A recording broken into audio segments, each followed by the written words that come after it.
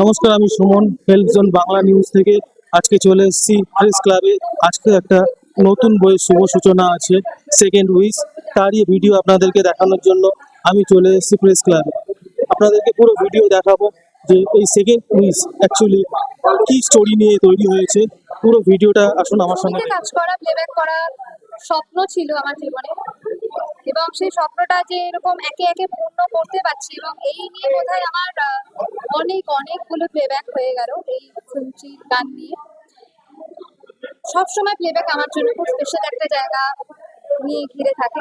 আর আবারও একটি second wish মুভিতে আমার আবারও একটি প্লেব্যাক, সেটা ভেবেই ভীষণ ভালো লাগা, একটা অন্যরকম এক্সাইটমেন্ট শরীরের ভেতরে কাজ করে।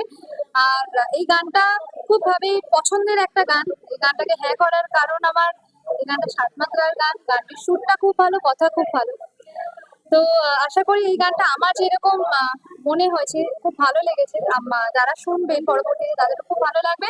এবং সেকেন্ড উইশ মুভিটি খুব তাড়াতাড়ি আসছে, আশা করবো আপনারা হলে পুড়িয়েছে মনের ব্যথা, কোনে গোপনে দেখবি আর, তোর কোলে সন্ধ্যা নেমেছে, ছাতি ফুলের গন্ধ, জ্যোৎস্না ধোয়া জয় ছবিরা তোর বুকেতে বাঁচতে চায়, মন পড়েছে মনের ব্যথা, কোন গোপনে দেখবি।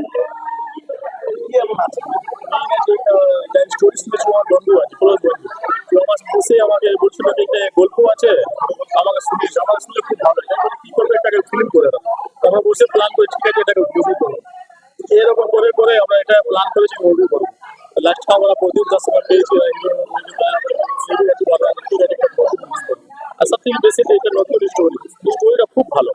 এরকম স্টোরি এখন মানে আজকে সিনেমা জগতে এরকম স্টোরি হয় না। এটা পুরো গ্রাম পরিবেশ স্টোরি আছে, আর খুব সিম্পল স্টোরি আছে। দুটো বাচ্চা, মাসুম বাচ্চাদের কাহিনী আছে, কিভাবে ভুক লেগে খেতে স্কুলে উঠতে স্টোরিটা আছে। স্টোরিটা খুব ভালো। এই জন্য ইচ্ছা হয়েছে, আমার বন্ধুটা আমাদের রিকোয়েস্ট করেছে এই মুভিটা প্রদীপ মুখার্জি। প্রদীপটা প্রচুর বই করেছে, আমি তার প্রচুর বই ভিডিও করি। এখন দাঁড়িয়ে আপনি এই বইটার, এই সিনেমাটা, এই গল্পটার উপরে কতটা আশাবাদী? আমার তো আশাবাদী অনেক আছি, দর্শক থেকে অনেক ভালো লাগবে। আর প্রদীপটা খুব পেরেছে, খুব ভালো লাগবে। আমি তো অনেক আশা করেছি। আমার নামটা সাবির আলী। আমি তো প্রত্যেকটা ছবি, আমার 16 সুন্দরখান বাংলার ছবি, তো সেই প্রত্যেকটা ছবিতে আমি অভিনয় করি। এটা আমার কাছে একটা অভিনয়ের নেশা। আমি অভিনয়ের জন্য ইন্ডাস্ট্রিতে এসেছিলাম।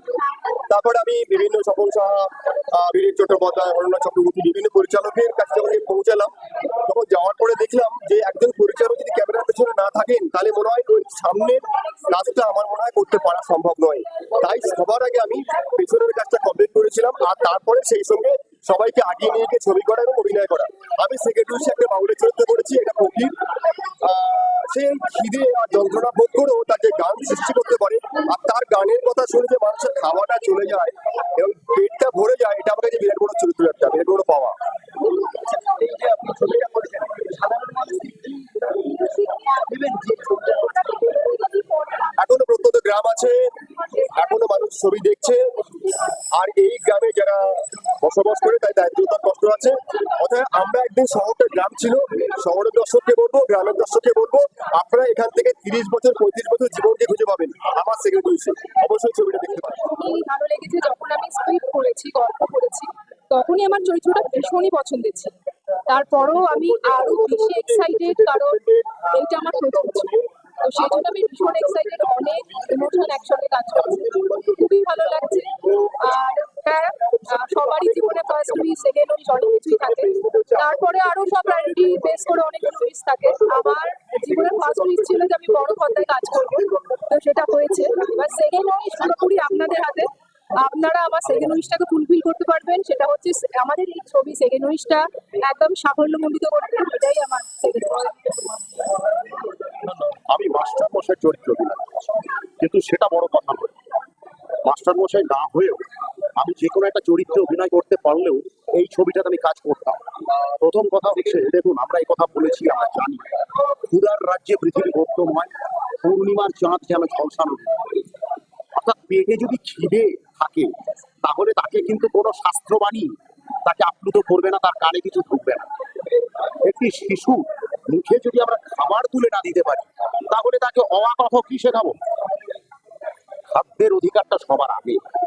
সেই কারণে কোথাও যখন আমার মনে হলো যে এইরকম একটা গল্প তারা একটা ছবি নির্মাণ করতে চাইছে সাবিক, এবং তার প্রডিউসারই আমার পাশে দাঁড়িয়ে রয়েছে, মানে আমি কি বলবো, সবার আগে এটুকুই বলবো, I am very much proud of him. এইরকম একটা বন্ধু আমি পেয়েছি যে এইরকম একটা গল্পের জন্য পাশে দাঁড়িয়েছে। I am really very much proud of him. এরপর আমার যেটা বলা দরকার সেটা হচ্ছে ডিরেক্টর প্রদীপ, ওর সঙ্গে এরকম আমি কাজ করেছি, কিন্তু ওর সব থেকে বড় কাজ কি, ও অভিনেতার মধ্যে থেকে আর সবচেয়ে ভালোটা বার করে নিতে জানে। ও কিচ্ছু আরোপ করে দেয় না, সবটাই ওর মধ্যে থেকে বার করিয়ে নেয়। এইটা আমার এত ভালো লাগে। আর এত গুণী ছেলে, কি বলবো, অসামান্য অসামান্য শট নিতে পারে। তো যে কারণে প্রদীপের প্রতি আমার কৃতজ্ঞতা থাকলো।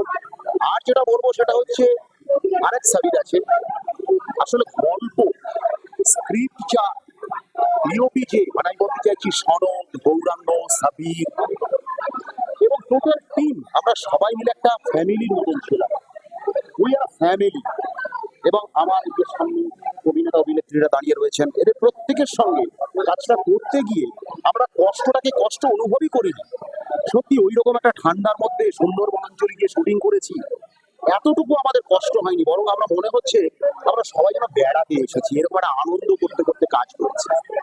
আজকে খুব আনন্দ হচ্ছে এটা যে এই যে গান দুটো রিলিজ করলো, মিউজিক লঞ্চ করলো, আমরা শুধু আপনাদের মাধ্যমে, আপনারা যারা প্রেসের বন্ধু বান্ধবরা আজকে এসেছেন, আপনাদের কাছে আমাদের কৃতজ্ঞতা। আমরা এইটুকুই বলবো, মানুষের কাছে এই ছবিটা গ্রহণযোগ্যতা পাক। ছোটদের ছবি, কিন্তু এই ছবিটা দেখবে আসলে ছোটদের সঙ্গে বড়রা। Definitely।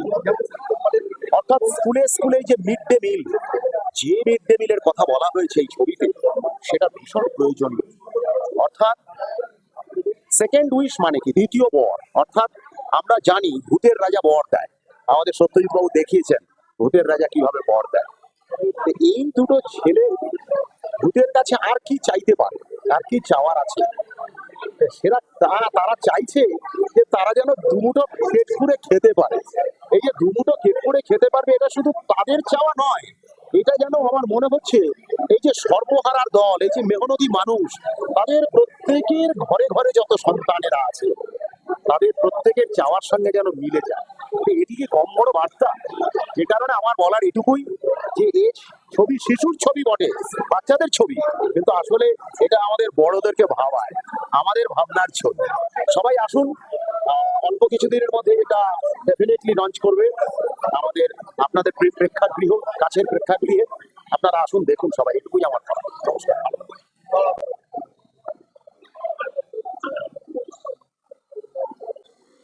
প্রধান চরিত্র অভিরাজকে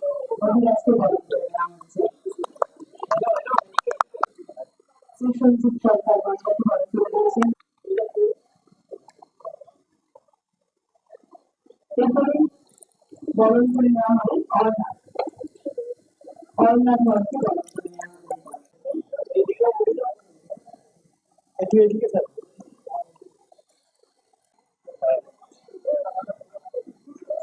অনেক অনেক ধন্যবাদ।